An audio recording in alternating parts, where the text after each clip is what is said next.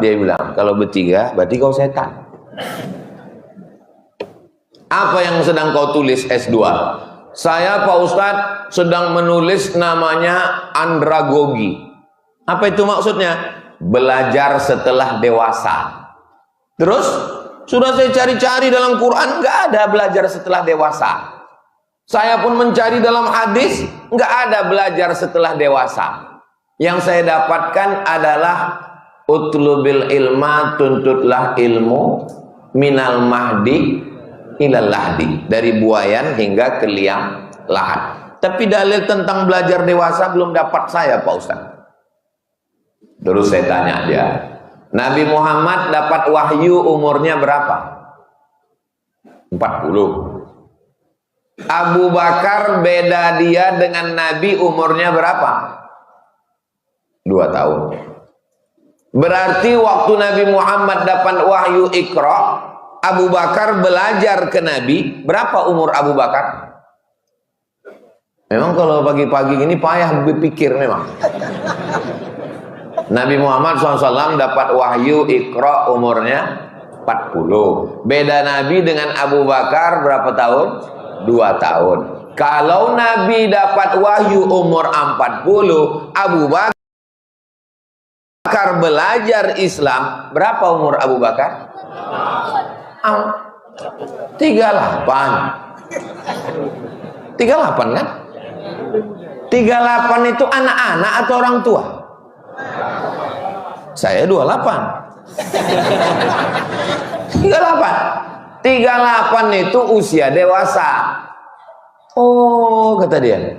Oh kata dia. Saya pun oh juga. Oh kok bisa kau S2? Jadi mengambil dalil itu bukan mesti tekstual. Kalau dalil itu tekstual tertulis, itu anak TK pun bisa.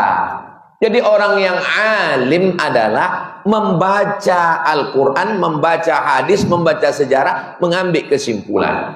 Nabi Muhammad dapat wahyu umur berapa? 40. Beda Nabi dengan Khadijah umurnya berapa? 15 tahun.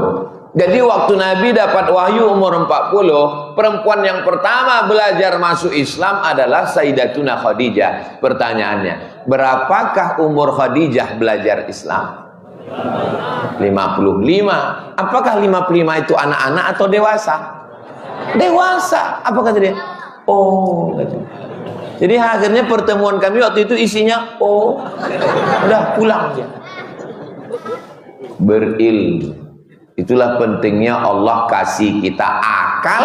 Akal inilah yang dipakai untuk membaca Al-Quran, membaca hadis, memahami. Afala ta'qilun. Ini banyak orang sekarang tak bisa, tak ada akal. Dulu waktu Tuhan membagi-bagi akal, dia nggak datang. Maka betul kata orang Minang, kurang akal, minum ayaka. Bapak Ibu yang dimuliakan Allah Subhanahu wa taala. Membedakan kita dengan binatang itu, ambil ayam, belah kepala ayam, ada putih-putih, apa namanya? Otak. Ambil kambing, belah kepala kambing, ada putih-putih, apa namanya? Otak. Belah kepala orang, ada juga. Jadi kalau gitu, kambing, ayam, manusia sama-sama punya otak. Tapi apakah ayam berpikir? Tidak. Apakah kambing berpikir? Tidak. Maka kalau ada manusia punya otak tapi tak berpikir, berarti tak ada. Aku bilang begitu. Jamaah yang mengambil kesimpulan. Nah, yang membedakan kita dengan binatang itu adalah akal, bukan otak. Karena semua makhluk punya otak. Nyamuk Pak Ustadz, nyamuk tak punya otak. Nyamuk itu yang paling hebat otaknya. Cuman kita tak bisa menengok otak nyamuk. Tangkaplah nyamuk itu, tengok otaknya pakai mikroskop. Jadi Allah kasih kita akal. Pembagian akal ini sama macam jari ini. Ada yang tinggi, ada yang sedang, ada yang rendah. Pembagian rezeki pun begitu juga. Ada yang kaya, ada yang sedang, ada yang susah.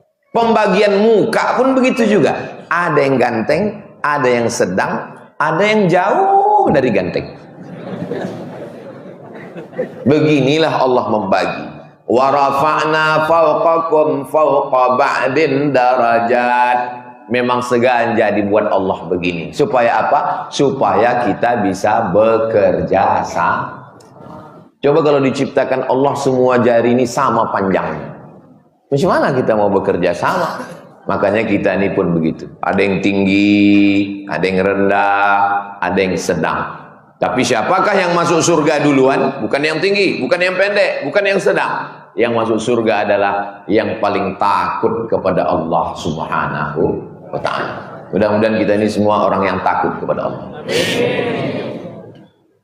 Misalnya terkunci di dalam ruangan.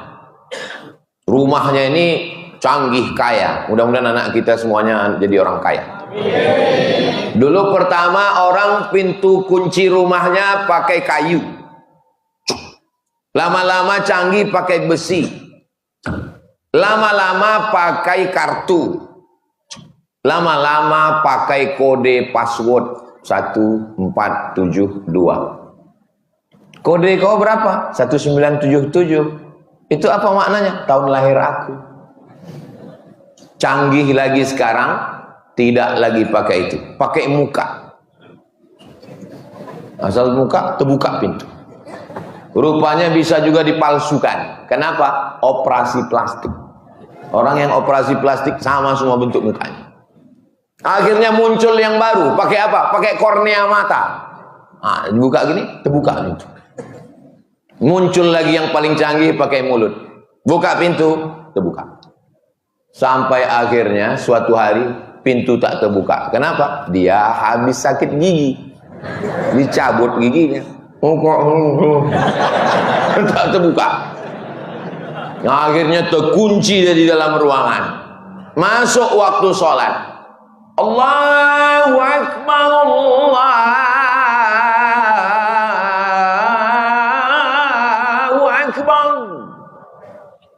Ini juara azan dulu waktu SD. Masuk waktu sholat jam 12.30. Pintu tak juga terbuka. 1.30 tak terbuka. 2.30 tak terbuka. 3.30 tak terbuka. Masuk waktu asar. Pertanyaannya, bagaimana sholat zuhurnya? Menurut mazhab Hanafi, dia tidak wajib sholat zuhur. Kenapa tak wajib? Karena di dalam ruangan itu tak ada air dan tak ada debu. Mau berwuduk tak bisa, mau tayamum pun tak bisa. Cari-cari debu tak ada. Sini tak ada debu, sini tak ada debu. Untung muka kawan tu berdebu. Menurut mazhab Hanafi dia tak wajib sholat. Kenapa tak wajib sholat? Karena dua alat bersuci tak ada. Air tak ada, debu tak ada. Menurut mazhab Hambali, dia tetap wajib sholat tanpa wudhu dan tanpa tayamum. Usolli fardhu zuhri arba'a raka'atin adaan lillahi ta'ala. Tak perlu disebutkan tanpa wudhu dan tayamum, tak perlu. Karena tak ada alat bersuci, kata mazhab Hambali. Kata mazhab Syafi'i, dia tetap sholat tanpa wudhu, tanpa tayamum. Tapi nanti kalau dia udah keluar dari kamar itu, tiba-tiba dibukakan pintu orang.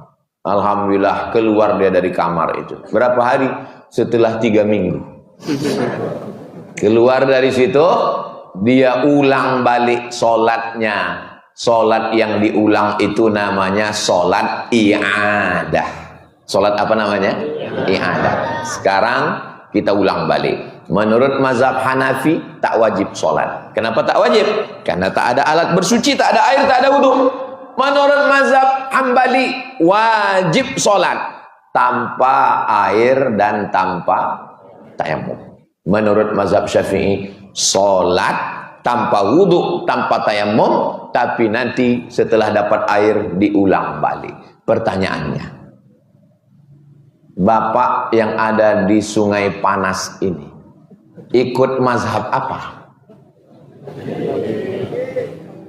Serius?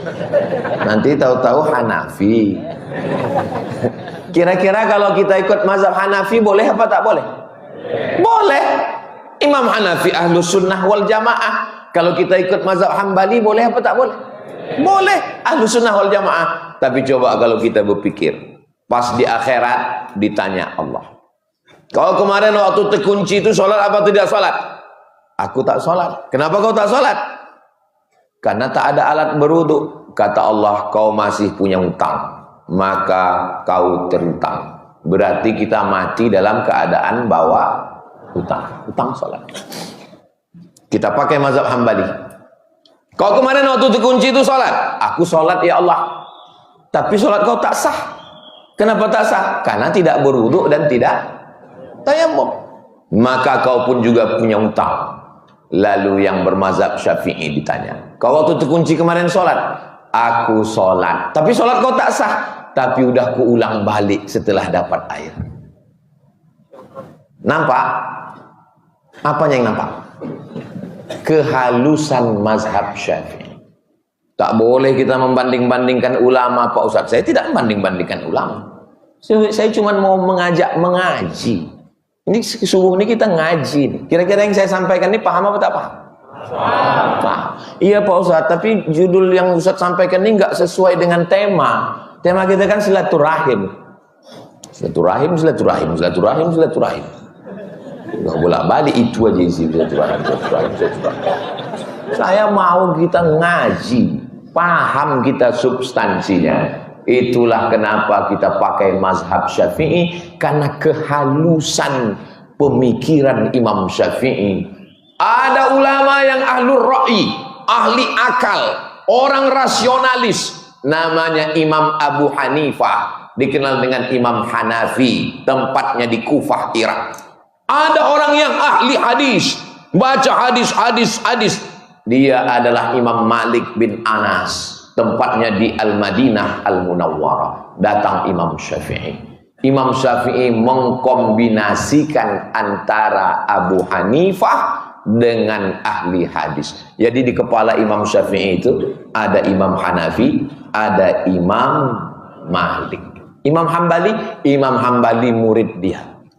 Imam Hanafi jauh di atas dia, tak jumpa.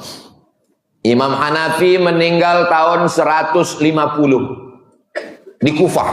Imam Syafi'i lahir tahun 150 di Gaza, Palestina.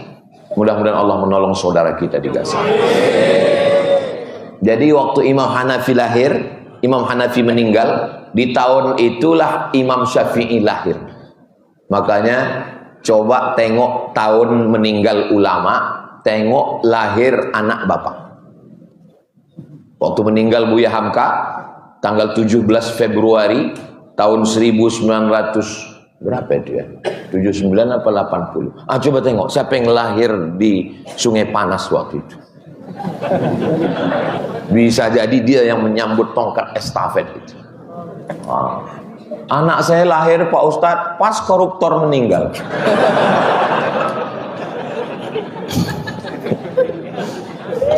Doakanlah mudah-mudahan diselamatkan Allah.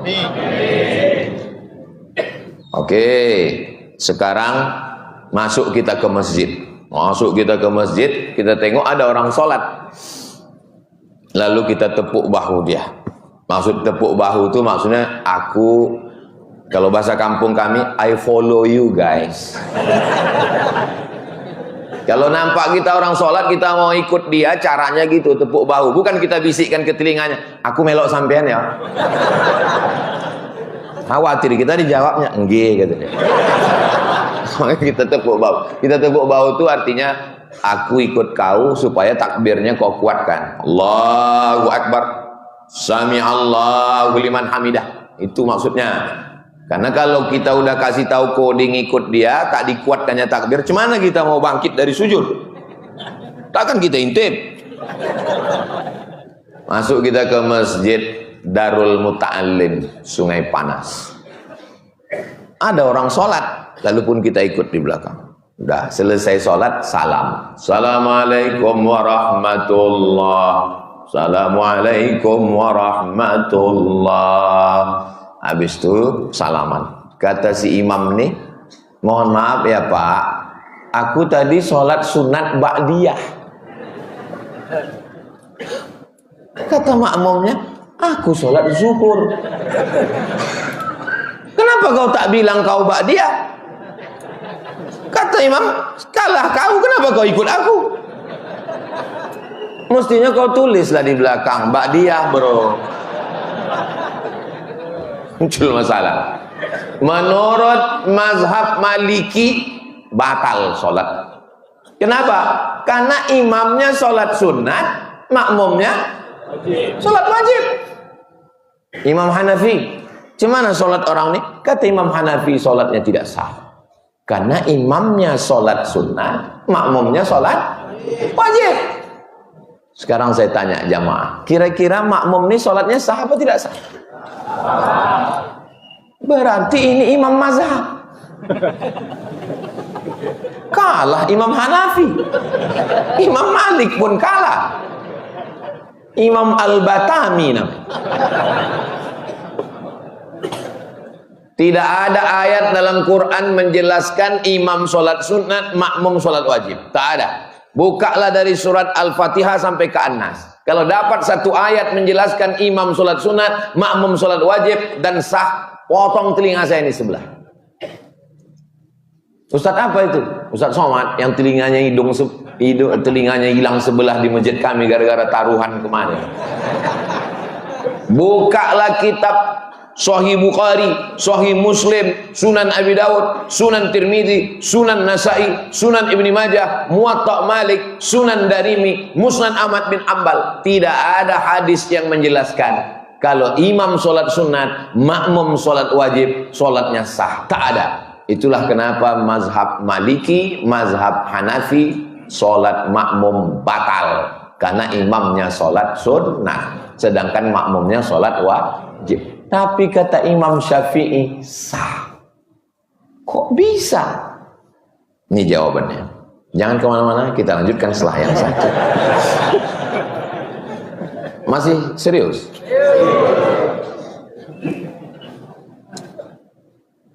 Nabi sholat sama sahabat-sahabatnya di masjid.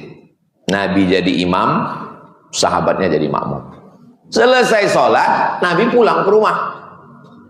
Sahabatnya tadi duduk di masjid, berzikir, baca Quran. Tak lama datang orang kampungnya. Terlambat, ingin sholat. Karena ada sahabat Nabi di situ, disuruhnya lah sahabat Nabi tadi jadi imam. Dan mereka orang kampung tadi jadi makmum. Pertanyaannya, sahabat Nabi tadi sudah sholat atau belum? Sudah. Lalu sholatnya yang kedua itu sholat wajib apa sholat sunat? Sholat sunat. Kita kalau sholat zuhur 2 kali, pertama sholat di masjid, habis sholat di masjid pulang dia ke rumah. Lalu istrinya bilang, yang adik belum sholat, kau kan imamku. Yang senyum yang belum berbini pula. Istri kalian minta supaya kalian jadi imamnya, padahal kalian sudah sholat tadi di masjid. Kalian mau tak jadi imam di rumah? Mau. Waktu itu si suami itu sholat di masjid sudah selesai wajib. Sholat dia yang kedua. Sholat yang kedua itu namanya mencari fadilah, keutamaan. Sholatnya itu terhikum sholat sunat. Sedangkan istrinya sholatnya sholat wajib. Pertanyaannya, sahkah sholatnya? Itulah dalil mazhab Syafi'i. Jelas? Itu dalil yang pertama. Dalil yang kedua, waktu perang. Kita waktu perang itu ada namanya sholat khauf. Khauf artinya takut. Imam, makmum barisan pertama, makmum barisan kedua. Waktu imamnya sholat pertama, barisan pertama ikut sholat, barisan kedua memegang tombak dan panah menengok. Kalau ada musuh, tembak, panah, pancung, selesai salam. Assalamualaikum warahmatullah. Assalamualaikum warahmatullah.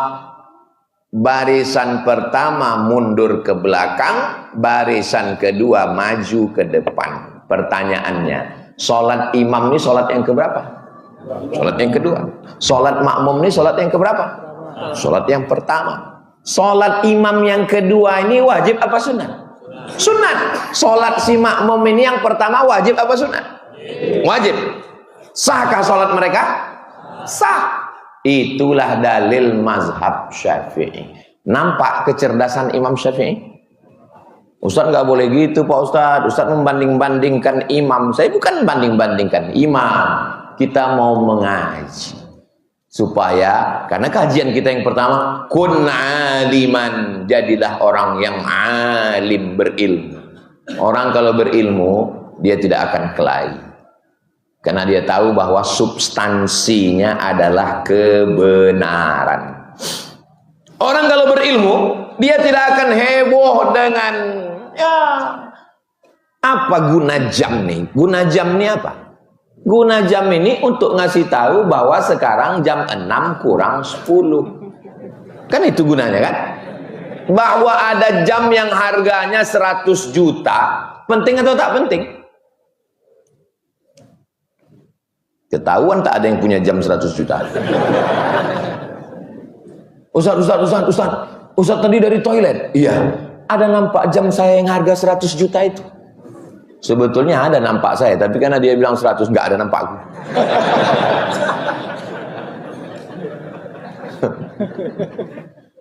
Mau pergi undangan pakai tas merek Paris Prancis. Oh, harga berapa? 500 juta. Kemana kondangan 500 juta? Oh, tak ditanya orang pun, ini 500 harganya. Ini 500. Tiba-tiba Donald Trump menaikkan harga. Ngomong, ada harga barang. Cina mengamuk, dibukakan Cina. Rupanya modalnya cuma 10 juta. Yang mahal itu apanya? Yang mahal itu adalah cap mereknya. Sekarang berlomba-lomba. Apa kata Cina? Siapa yang kalian mau untuk beli tas-tas mahal-mahal itu, datang aja ke kami. Modalnya itu cuma 10 juta. Dibukakannya. Bapak ada mengikuti berita ini? Susah kalau ceramah depan orang yang nggak update.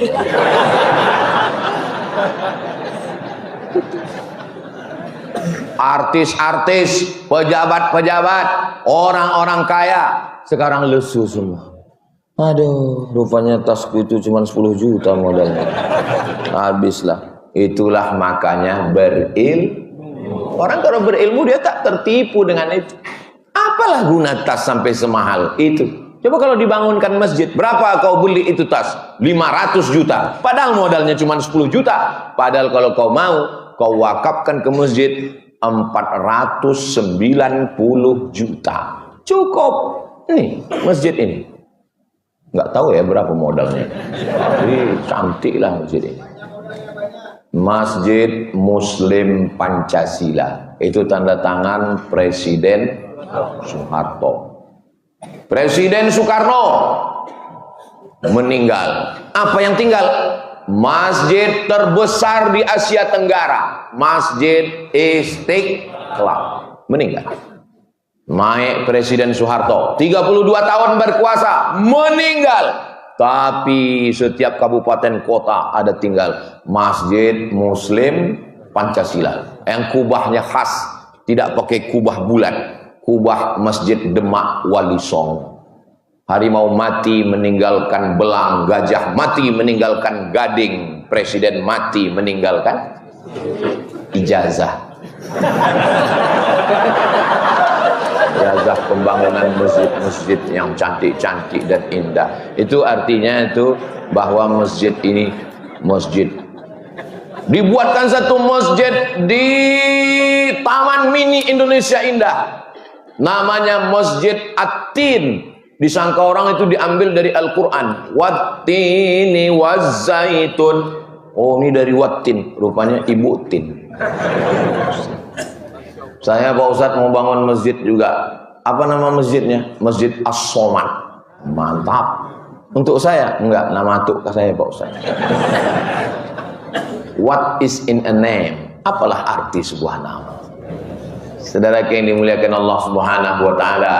Jadi alim artinya berpikir, ngerti, apa sebetulnya yang terkandung di balik hukum. Makanya ulama-ulama kita itu dulu waktu di pondok menenteng tafsir Jalalain, dua Jalal, Jalaluddin Al-Mahalli meninggal tahun 864, Jalaluddin As-Suyuti meninggal tahun 911 Hijriah.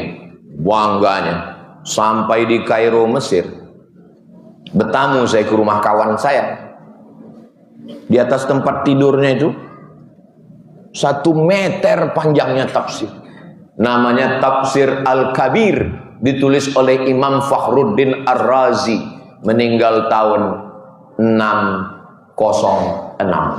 Saya tanya, bang, ini apa ini? Ini tafsir semeter. Dulu waktu di pondok, satu bangganya bukan main. Di pondok dulu kamus yang paling tebal namanya Al-Munjid fil Lughati wal A'lam. Orang bawa kamus tuh ke masjid untuk tidur. Tidur di atas kamus. Saudara yang dimuliakan Allah SWT, orang berilmu ini 3. Ketika awal-awal berilmu merasa tahu segalanya. Awal-awal ilmu tahu segalanya. Begitu sudah mulai fase setengah, ternyata lebih banyak yang tak tahu daripada yang tahu. Sudah sampai kepada fase ujung, rupanya yang kita tahu hanya 0,1%, yang tak tahu seluas langit dan bumi. Jadi kalau nampak nanti ada orang yang diam aja, itu orang berilmu. Bisa 2 kemungkinan, berilmu atau mengantuk. Kenapa Ustaz Somad itu bercakap aja? Ya, dia masih level 1. Masih merasa berilmu. Kalau kalau kita ini sudah berilmu betul, itu udah kita tak mau lagi bercakap. Macam saya inilah. Rupanya mengantuk. Kun aliman, jadilah orang yang berilmu. Iya Pak Ustaz, enak ngomong begitu, dapat beasiswa dari Pemda, diutus oleh raja. Seorang anak kecil namanya Muhammad. Siapa namanya? Muhammad. Lalu kemudian dia pergi dari kampungnya. Nama kampungnya Bukhara. Apa nama kampungnya? Bukhara. Karena dia dari Bukhara disebut dengan Bukhari. Orang Bukhara, Bukhari. Orang Makkah Al-Makki, orang Madinah Al-Madani, orang Mesir Al-Misri, orang Irak Al-Iraqi, orang Batam Al-Batani. Kau nama kau siapa? Al-Batami. Kau dari Batam? Dari Bengkong Pak Ustaz. Tulislah Al-Bengkongi. Namanya Muhammad, nama ayahnya Ismail, nama atuknya Ibrahim, nama unyangnya Al-Mughirah, nama atuknya yang kelima Bardisbah. Muhammad bin Ismail bin Ibrahim bin Al-Mughirah bin Bardisbah. Dari kampungnya Bukhara masuk ke Iran, masuk ke Irak, masuk ke Makkah, masuk ke Madinah, naik ke negeri Syam, masuk ke Mesir, pulang. 16 tahun berkeliling, belum ada kereta cepat dari Cina, belum ada pesawat terbang, naik onta, naik kuda, naik keledai, berkeliling 16 tahun. Terkumpullah hadis 7.275 hadis. Itulah yang disebut dengan hadis Sahih Al-Bukhari. Iyalah Pak Ustaz, dia kan orang Arab. Dia bukan orang Arab, dia orang Persia. Sekarang makamnya di Hartang, kampung kecil dekat Samarkand. Naik pesawat dari Cengkareng, nanti turun di Tashkent, dari Tashkent naik kereta api ke Samarkand. Di Samarkand ada kampung kecil namanya Hartang, disitulah meninggal Imam Al-Bukhari. Kenapa meninggalnya di kampung? Meninggal tahun 256 Hijrah. Pulang ke kampung, diundang sama Sultan. Imam Bukhari, tolong datang ke istana, mengajarkan hadis-hadis yang ada dalam kitabmu itu untuk mengajar anak saya. Kata Imam Bukhari, ilmu itu diambil, ilmu itu dijemput, bukan diantarkan. Kalau memang anakmu mau belajar, datang ke rumah saya, jangan saya yang datang ke istana. Tersinggung raja. Makanya kalau diundang raja, datang. Jangan sampai nggak datang, susah nanti ngurus surat-surat izin ke Polres, ke Polsek. Akhirnya difitnah, nggak boleh ngisi pengajian. Akhirnya dikepung. Dari Bukhara dia pergi cari kampung kecil Samarkand. Dari Samarkand dia cari lagi kampung kecil namanya Khartang. Akhirnya dia berdoa kepada Allah, Allahumma qad daqat alayyal ardu bima rahubat. Ya Allah, dulu 16 tahun aku berkeliling dunia ini, lapang dunia ini. Tapi setelah sekarang, daqat alayyal ardu, sempit kurasa dunia ini ya Allah. Faqbidni, cabutlah nyawa. Sudah muak rasanya, cabutlah nyawa. Meninggal Imam Al-Bukhari tahun 256, dikuburkan. Setelah meninggal barulah orang tahu, keluar harum semerbak dari makamnya itu, dan semua orang mengambil tanah kuburnya itu untuk berkah. Sampai khawatir kubur itu berlubang karena tanahnya diambil. Akhirnya dipagar sekelilingnya. Sampai hari ini tak pernah kosong orang berziarah ke makam Imam Al-Bukhari. Panjang umur, sehat badan, nanti mudah-mudahan kita ada program umroh dan ziarah ke makam Imam Bukhari insyaallah. Ongkos tanggung masing-masing. Dia tidak pegawai kerajaan, dia tidak PNS, tapi namanya disebut orang. Cobalah di antara kita ini pasti punya ada orang sekampung keluarga yang namanya Bukhari. Coba kita hitung-hitung. Saya renung dulu, siapa aja yang namanya Bukhari? Guru balaghah saya dulu, Muallim Bukhari. Kawan saya, Ustadz Bukhari. Pegawai Bank Riau Kepri, Pak Haji Bukhari. Jamaah, banyak kali Bukhari. Bukhari. Padahal Bukhari bukan nama orang. Bukhari artinya orang Bukhara. Nama kau siapa? Bukhari. Kau dari Bukhara? Enggak Pak Ustadz, saya dari Tapanuli Selatan. Kenapa nama kau Bukhari? Ayahku mengasih nama aku Bukhari karena kemuliaan Imam Al-Bukhari. Banyak orang yang waktu hidupnya terhina, tapi karena dia alim berilmu, dimuliakan Allah setelah meninggal dunia. Tapi berapa banyak orang yang waktu hidupnya mulia? Fir'aun. Belum pernah saya ketemu orang, kenalkan Pak Ustadz, nama saya Fir'aun. 4 tahun saya di Mesir, belum pernah lagi ketemu orang mengaku keturunan Fir'aun. Nggak tahu lah Ustadz Haruna Hasim tak jumpa sama keturunan Fir'aun. Kalau digali tanah di Batam ini, digali pakai cangkol, tiba-tiba cangkol itu berbunyi. Pas ditarik, rupanya ada periuk isinya emas semua. Orang akan mengatakan ini harta karun. Padahal karun di Mesir. Kenapa pula bisa rice cookernya ke sini? Saking kan kayanya karun. Ada orang di Batam ini yang mau mengaku keturunan karun? Enggak ada. Begitulah Allah kalau mau memuliakan orang.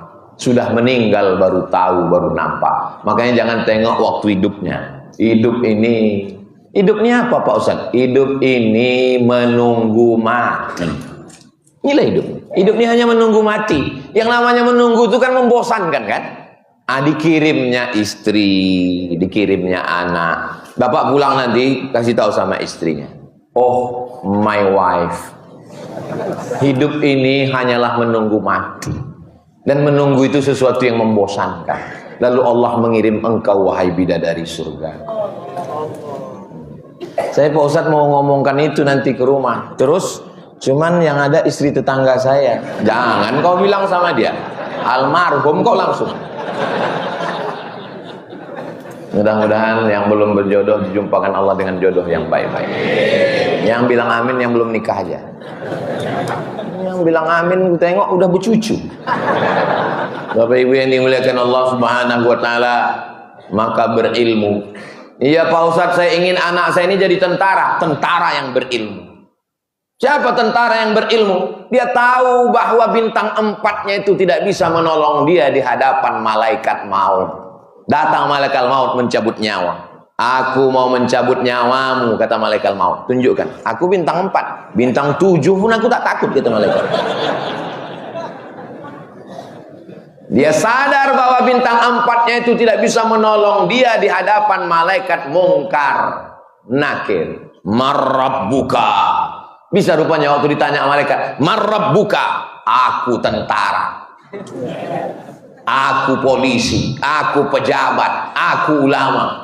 Dia sadar. Maka setelah dia jadi panglima, dia pulang ke kampungnya, dibangunnya Islamic Center 2 lantai, markas Islami di kota yang paling jauh di dunia. Kota yang paling jauh di dunia namanya Ujung Pandang.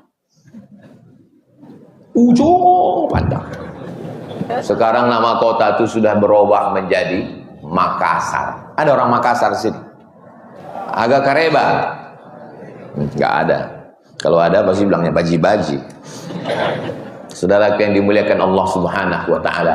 Jadi kalau kita berilmu, alim, mengerti, orang berilmu bukan orang yang IP-nya 4. Orang berilmu bukan yang IQ-nya 200. Orang berilmu adalah orang yang mengerti tentang hakikat hidup, bahwa hidup ini kawannya adalah mati, muda itu kawannya adalah tua, kaya itu kawannya adalah miskin, ganteng itu kawannya adalah top, tua, ompong, peon. Ustadz ini nggak menjaga perasaan orang tua. Ini di depan saya ini tidak ada orang tua. Ini semuanya ini anak-anak muda yang terjebak di tubuh yang tua. Siapa yang sholat subuh berjamaah, siapa yang datang pengajian, maka dia adalah anak muda. Takbir! Saya sudah ceramah jam 6:05. Tadi janji jam 6:10. Dari bunyi takbirnya, itu kayaknya tahan 1 jam lagi. Sanggup 1 jam lagi? Aku tak sanggup. Saya biasanya takbir itu untuk mengusir hantu setan jembalang tanah yang udah mulai Ada kadang pas pengajian itu kita ajak takbir, Allahu Akbar. Allah Akbar. Kalau gitu takbirnya maksudnya itu cepatlah Ustaz. Aku tengok muka Ustaz macam lontong sayur aja udah. Apalagi hidung Ustaz macam ketupek gulai paku. Tapi masjid Sungai Panas ini memang betul-betul panas suasana. Padahal kipas anginnya hidup. AC, pakai AC lagi. Udah pakai kipas, pakai AC lagi. Ini menunjukkan masyarakatnya ini kaya-kaya. Tapi kalau kita mati, AC tak dibawa mati. Ada orang Batam nih mati bawa AC? Mana ada? Makanya kalau mau kubur kita dingin, wakafkanlah AC ke Masjid Sungai Panas. Siapa yang sudah mewakafkan AC? Apa tulisannya itu? Dilarang menghidupkan AC.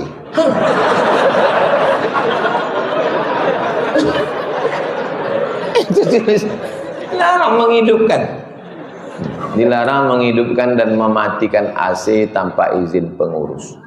Kalau membawa anak ke masjid, jangan kasih dia main remote. Hidup mati, rusak balik. Udahlah tak mengasihi AC, merusakkan AC pula. Kata malaikat, kau yang merusakkan AC masjid itu dulu. Udah tak mengasihi, merusakkan pula, kurusak kepala kau, kata malaikat. Mudah-mudahan kita ini semua jadi orang kaya-kaya semua. Mau jadi polisi, mau jadi tentara, mau jadi hakim, mau jadi pengacara, berilmu bahwa hakikat hidup yang singkat, maka pergunakan seefisien mungkin. Jadi presiden, bangun masjid. Jadi gubernur, bangun masjid. Jadi bupati, bangun masjid. Jadi camat, bangun masjid. Saya RT Pak Ustadz. Ya, musola aja lah. Saya memang RT Pak Ustadz, tapi di tempat saya itu banyak orang jual tanah. Saya selalu dapat. Di mana rumah kau? Itu dekat laut. Udah kami kapling-kapling Pak Ustadz. Laut pun dijualnya juga. patutlah kaya. Semuanya akan tinggal. Surat tanah berganti nama orang lain, akte notaris, BPN, Badan Pertanahan Nasional. Surat mobil, STNK, BPKB berganti dengan nama orang lain. Yang paling menyakitkan, surat nikah. Surat nikah pun berganti dengan nama brownies, berondong manis. Rumah kau yang bangun, kau yang nyari tanahnya, kau yang menggambarnya, kau yang mencari arsiteknya, kau yang mengawasinya. Begitu selesai, dinaiki orang lain. Bukan cuma rumah itu dinaiki orang lain, bini kau pun dinaiki orang lain. Ustadz nih ngomongnya, ini hati-hati ngomong Pak Ustadz, ini banyak anak-anak. Kita sekarang ngomong lembut-lembut, nggak masuk lagi ke otak orang. Tapi jangan pula gara-gara ini lalu pulang ke rumah kita nggak mesra lagi sama istri. Saya nggak mau juga bapak pulang dari sini. Mana kopi? Mana kopi? Kopi. Terkejut deh, abang kenapa? Nggak lembut lagi macam biasa. Kau pun dinaiki orang lain nanti. Kenapa cakap abang ini udah menyalah aja? Ini pasti gara-gara Ustadz Somad ini. Memang Ustadz provokator. Saya dengarkan ceramah Ustadz Somad itu lagi. Padahal kalau mereka tidak memotong-motong video itu, didengarnya secara full, baru dia tahu maknanya. Makanya kalau nonton ceramah Ustadz Somad, tonton full di channel Ustadz Abdul Somad Official. Subscribe, like, share. Jadilah yang pertama, jadilah yang kedua, jadilah yang ketiga, jadilah yang keempat, jangan jadi yang kelima. Apa itu yang pertama? Alim. Kun aliman. Yang mau dijelaskan ini 5, baru 1, waktu sudah habis. Ternyata kalau kita ceramah di depan orang yang hatinya bersih, nggak terasa waktu itu begitu cepat berlari. Kadang kalau kita sedang lagi ceramah di depan orang suntuk, bahan kita udah habis, waktu masih banyak. 1, 2, 3, 4, 5, tengok baru 5 menit. Kapan itu? Pas mau buka puasa bersama. Habislah bahan kita. Belum juga azan. Jamaah itu pun tertunduk. Udah selesai buka baru kita bilang, aku tadi waktu ceramah itu lama kali kurasa. Kata orang itu, kami yang mendengar lebih lama lagi Pak Ustaz. Kun aliman, jadilah orang yang alim. Au muta'alliman, atau orang yang belajar. Nah, itu maka saya ambil hadis ini karena nama masjidnya Darul Muta'al. Darul rumah. Muta'allim orang yang belajar. Darul Muta'allim rumahnya orang yang belajar. Jadi masjid ini baru level 2. Kun aliman au muta'alliman. Yang ketiga au mustami'an, suka mendengar. Kau aku tengok rajin pengajian-pengajian. Ya aku suka mendengar aja. Tapi kau tak sembahyang. Ya aku baru level mendengar aja. Kita yang penting dengar aja dulu. Level 3. Atau yang keempat, au muhibban. Itulah kata istilah muhibbin. Muhibbin artinya pencinta. Cinta kepada ulama. Kalau datang Ustadz Haruna Hasib, oh disalam, tapi tak sembahyang. Oh datang ulama Habib, oh dia peluk cium nangis, doakan saya Pak Ustaz, tembuskan kepala saya Pak Ustaz. Bangun jam 8 pagi. Kalau sayang sama ulama itu dia amalkan ilmunya, ramaikan masjid. Wala takunil khamisata, jangan jadi yang kelima, fatahliku, kau akan binasa. Siapa itu? Mubghidan, orang yang benci kepada ilmu, benci kepada majelis ilmu, benci kepada ulama. Assalatu wassalamu alaika ya man. Datang ke masjid bawa parang panjang. Berhenti kau, kalau aku pancung kepala. Ada kejadian macam itu. Ada videonya viral. Kalau belum dapat nanti aku kirim ke grup. Ini hadis ada dalam kitab Imam Al-Baihaqi. Tapi Pak Ustadz, ada juga ucapan sahabat Nabi. Ada yang ucapan sahabat Nabi namanya Abu Darda. Yang ini ucapan Nabi. Tapi Pak Ustadz, kami cek-cek ini hadis ini dhaif. Hadis dhaif boleh dipakai kalau cukup 5 syarat. Pertama, tidak ada periwayatnya yang kadzab, pendusta. Pertama, sanadnya tidak ada periwayatnya yang pendusta. Bukan masalah hukum halal haram, bukan masalah akidah. Tidak ada